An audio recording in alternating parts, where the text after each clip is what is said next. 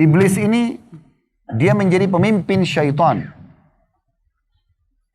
Dan syaitan punya banyak definisi. Banyak ulama memberikan definisi.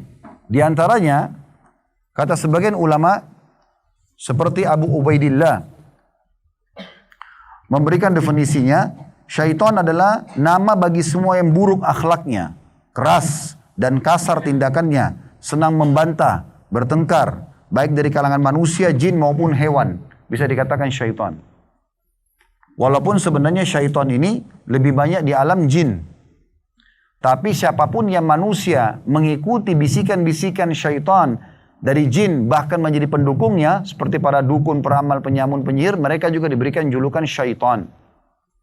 Makanya dalam surah An-Nas kita mengatakan alladzi yuwaswisu fi sudurin nas, yang menggoda hati manusia, minal jinnati wan nas, dari jin dan manusia. Berarti di kalangan manusia memang ada syaitan juga. Yang mengikuti syaitan-syaitan dari jin, maka mereka dianggap syaitan juga. Dan dari kalangan hewan-hewan adalah hewan-hewan yang ditunggangi oleh syaitan. Ya. Seperti misalnya Nabi SAW menyuruh membunuh hewan-hewan tertentu. Kata Nabi SAW, bunuhlah 5 hewan ini di daerah haram atau di luar haram, atau di wilayah halal. Di wilayah haram kayak Mekah sama Madinah ini kan tidak boleh membunuh hewan sembarangan, tidak boleh mencabut pohon, ya. Tapi ada 5 hewan, kata Nabi SAW, bunuh saja. Kalau ketemu di wilayah haram atau di luar haram, di wilayah halal pun. Bukan yang dimuliakan pun sama, kayak kita di Indonesia. Disebutkanlah tikus, kemudian ular, kemudian disebutkan yang ketiga itu Raja Wali, yang keempat itu bulung gagak, yang di dadanya ada bulu putihnya, gitu kan. Kemudian juga disebutkan anjing buas.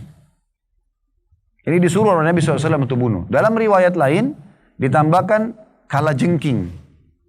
Ada riwayat yang lain juga disebutkan cecak. Bahkan kata Nabi SAW, hewan ini, ya, siapa yang membunuhnya mendapatkan 100 pahala gitu. Sampai Aisyah Mu'min radhiyallahu anha punya 1 cambuk untuk mencambuk cecak itu. Ini hewan-hewan biasa ditunggangi oleh syaitan. Nah biasanya kalau teman-teman tahu alam-alam jin, alam-alam para dukun, ya, mereka biasa menggunakan cecak itu, cecak, tikus, hewan-hewan itu. Dan Muhammad bin Sirin rahimahullah, seorang ulama tabi'in, dalam banyak dinukil perkataan beliau tentang masalah ta'wil mimpi, karena beliau terkenal dengan ta'wil mimpinya.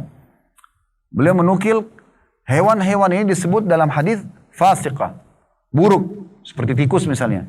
Maka siapa yang mimpi tikus di saat dia sedang istikharah, menandakan berarti orang yang sedang mendekati dia adalah orang yang fasik. Seperti itu gambarannya. Atau orang kena sihir, kemudian dia banyak meruqyah berdoa kepada Allah SWT, maka biasanya dia mimpi cecak, dan seterusnya.